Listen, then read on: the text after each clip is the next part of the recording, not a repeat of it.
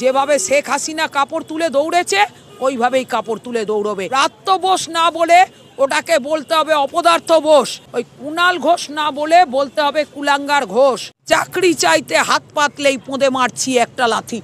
নমস্কার বন্ধুরা, আমি রাজকুমার আপনাদের সঙ্গে আছি এবং আপনারা এখন দেখছেন এসবি নিউজ। একটি ভাইরাল ভিডিও আপনাদের সামনে তুলে ধরা হয়েছিল। মারাত্মক সাহসী বক্তব্য নামের এই প্রতিবেদনটি আপনারা অনেকেই পছন্দ করেছেন, কমেন্ট করেছেন এবং এইরকম ভিডিও দেখার আগ্রহ প্রকাশ করেছেন। প্রায় 1 লক্ষের কাছাকাছি এই ভিডিওর ভিউয়ার্সদের কাছে এসবি নিউজ কৃতজ্ঞ থাকবে, কারণ এসবি নিউজ তার প্রতিটি দর্শক, প্রতিটি ভিউয়ার্সদের কাছে দায়বদ্ধ এবং বচনবদ্ধ। তাই দর্শকদের আদেশ অনুসারে এই ভিডিওর পার্ট 2 আপনাদের সামনে তুলে ধরা হলো। তার সাথে সাথে আপনারা অনেকেই জানতে চেয়েছেন এই ভদ্র মহিলা, এই সাহসী মহিলার নাম কি এবং অ্যাড্রেস কোথায়, সে সম্পর্কে কি তথ্য নতুন হাতে এলো সেটাও ভিডিও শেষে বলবো। So please keep watching. নাটকে নোটগুলো ভালো করে গুনি এলে যে কে কাপড় খুলে দেবে, কে চুলগুলোকে ন্যাড়া করে দেবে, কে চুলের মুঠি ধরে টেনে শুইয়ে দেবে, তার জন্য তো এখানে আসতে পারবে না। ধেরে বুড়ো মেয়ে মানুষ, বুড়ো নারী সেখানে নাটকের খেলটা করলো যে তোমরা আমার ভাই বোনের মতো। ওর বয়স আর এই বাচ্চা ছেলে মেয়েদের বয়স এক হলো। ইঞ্জেকশন মেরে চোখ কিডনি দেহ যেমন খুলে নিয়েছে, যমজ বাচ্চা দিলে বাঁজা ঘরের মধ্যে বাচ্চা পাচার করে দেওয়া হচ্ছে। ওই কুণাল ঘোষ না বলে বলতে হবে কুলাঙ্গার ঘোষ, দেশ ও দশের কুলাঙ্গার ঘোষ। যেখানে বিজেপি থেকে লাথি মেরে বিদায় করেছিল, এখন তো আর সিপিএম কংগ্রেস কিছু নেই, ওইখানে গিয়ে চামচাগিরি চাকরগিরি করে তবে গিয়ে খেল করছে।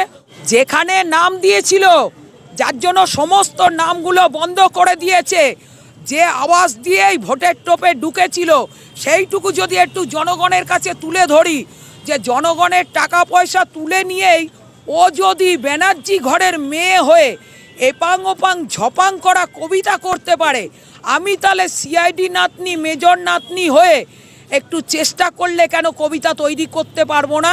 এইবার সেইটাকে যদি জনগণ তুলে ধরে, এটা সঠিক হবে কি বেঠিক হবে? নাম দিয়েছি স্বাস্থ্যসাথী, কেড়ে নিয়েছি জীবনবাতি, চোখ কিডনি দেহ শিশুর জীবন সহ। নাম দিয়েছি লক্ষ্মী ভাণ্ডার, যাদের জিনিস তাদেরই দিলাম, তলায় তাদের ছেঁদা ভাণ্ডার। নাম দিয়েছি বার্ধক্য ভাতা, বিধবা ভাতা, কেড়ে নিয়েছি জমি সম্পত্তির সকল খাতা। নাম দিয়েছি কন্যাশ্রী, রূপশ্রী, সংসার চালাতে মেকআপ করে চলেছি দেহ বিক্রি। নাম দিলাম যুবসাথী, যুবতী সাথী, চাকরি চাইতে হাত পাতলেই পোঁদে মারছি একটা লাথি। আরও একটা যদি বলে দিই, সামনে আসছে এই শিশু বাচ্চাগুলোর জন্য আমার চোখ ফেটে জল বেরিয়ে যাচ্ছে। নকল সইয়ার সাইন বোর্ডে নবান্ন টেবিল সাজানো থোকা থোকা, তাই দেখে ছাপ মারছে এসে পাবলিক জনগণ সবার বোকা। পৃথিবীতে কেবল শান্তিতে আছে পশু পাখি ফুটের ভিখারি, পাবলিক জনগণ লোভেতে এগো, হয়ে যাও পরে ন্যাড়া ভিখারি। এই করব সেই করব, কত আশ্বাস তোমাদের দিলাম, ভোট পর্ব শেষ হলেই পুলিশ পিটিয়ে জেলে ঢোকালাম। আমার আছে পোষা পুলিশ, ক্লাব সহ পার্টি দল, জিতিয়ে দিলেই বানিয়ে দেবো ডিএম সহ মন্ত্রী মহল। যে নাটকের অভিনয়টা করে, যে খেলটা করে রেখে দিয়েছে এর আগে, যেই যে আমি হেলিকপ্টার থেকে পড়ে ঠ্যাং ভেঙে রয়েছি, আর তারপরে কার্টুনটা করে গেল ওপারের প্যান্ডেলের মধ্যে কার্নিভালে কাপড় তোলা নাচে। সেই কাপড় তোলা নাচে সেইখান থেকেই তো ছিটকে বেরিয়ে গেল। এখানে এলে যে কে কাপড় খুলে দেবে, কে চুলগুলোকে ন্যাড়া করে দেবে, কে চুলের মুঠি ধরে টেনে শুইয়ে দেবে, তার জন্য তো এখানে আসতে পারবে না।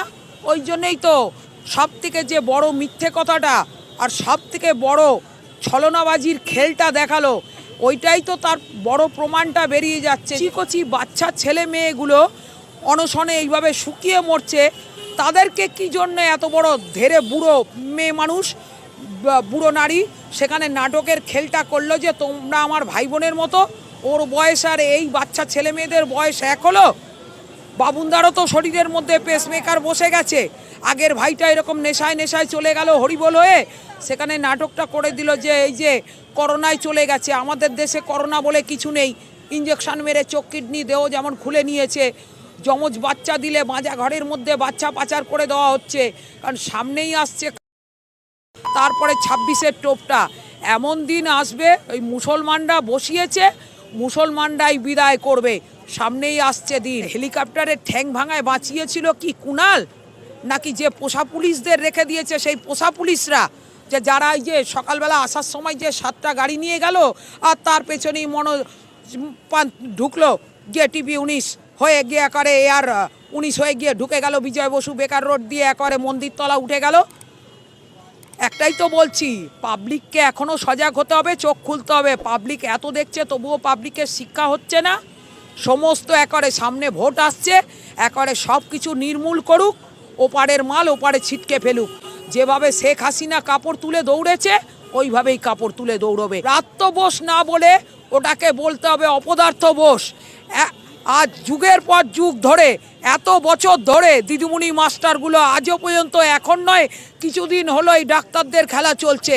আজ কত বছর ধরে দিদিমণি মাস্টারগুলো পড়ে রয়েছে, যেখানে হাওয়াই চটি নিজে ল পাস করে কোনো একটা কোর্টে জায়গা পায়নি, সমস্ত বার কাউন্সিল পুঁদে লাথি দিয়ে বিদায় করে দিয়েছিল। সেই খেলের মধ্যে আলাপনকে আর দৈবেদীকে নাটক করিয়ে খেল করলো সিপিএম কংগ্রেস জমানার। ওই জন্য তো আলাপন রিটায়ার হয়ে গিয়ে বসে এখন ওইখানেই নবান্ন টোপের 14 তলায় উপদেষ্টা হয়ে বসে আছে, যেটা একেবারে পাবলিক জনগণের কাছে উৎপল দত্ত একটুখানি শিক্ষা দিয়ে দিয়েছিল সেই অনুসন্ধান ছবিতে মেয়ে ছেলে ধর্ষণ কাণ্ডের গল্পের মধ্যে, যে যা কিছু কাজ করবে লুকিয়ে লুকিয়ে চুপি চুপি চুপি চুপি।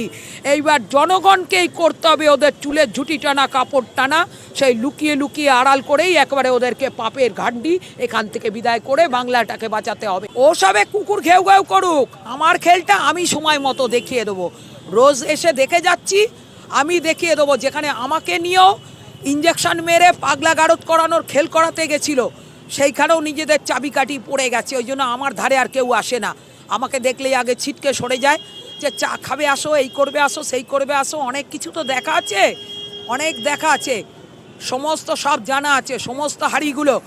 আর যেখানে সারদা কাণ্ডের খেলের চোটে যে পুলিশ এক সময় ওই চটিকেই কাপড় তুলে টেনে অ্যারেস্ট করতে গেছিল, সল্টলেকেও যে একেবারে পুরো কাটমানির বাংলোটা তোলা রয়েছে, শুধু এখানে শোটা হয়ে রয়েছে কালীঘাটে। যেহেতু ওই মোল্লাটা বলেছিল আমি তোমায় ভালোবাসি, বিয়ে করব, ওই জন্য ইন্ডিয়া গেট করে রাস্তাটা আটকে রেখেছে। সত্যি এরকম সাহসিক বক্তব্য আর চোখে চোখ রেখে কথা বলার জন্য বুকের পাটা যায়, যা ওনার মধ্যে আছে। এখন অনেকেই ওনার নাম বা অ্যাড্রেস জানতে চেয়েছেন। আমাদের যতটুকু নিউজ সোর্স এবং মিডিয়া বন্ধু আছে সেখান থেকে ওনার কোনো প্রপার অ্যাড্রেস আমরা পেলাম না। আবার অনেকেও সুরক্ষার কথা মাথায় রেখে অ্যাড্রেস দিতে চাইছেন না। তবে অনেকে অনুমান করছেন উনি চেতলার বাসিন্দা, কোনো ফৌজি ফ্যামিলি থেকে বিলং করেন। আপনাদের কি মতামত আপনারা কমেন্ট বক্সে লিখে জানাবেন, এবং এই সাহসী মহিলার পার্ট 3 যদি আপনারা দেখতে চান অবশ্যই কমেন্ট বক্সেও লিখবেন। এখন এই পর্যন্ত, ভালো থাকুন, সুস্থ থাকুন, জয় হিন্দ, জয় ভারত।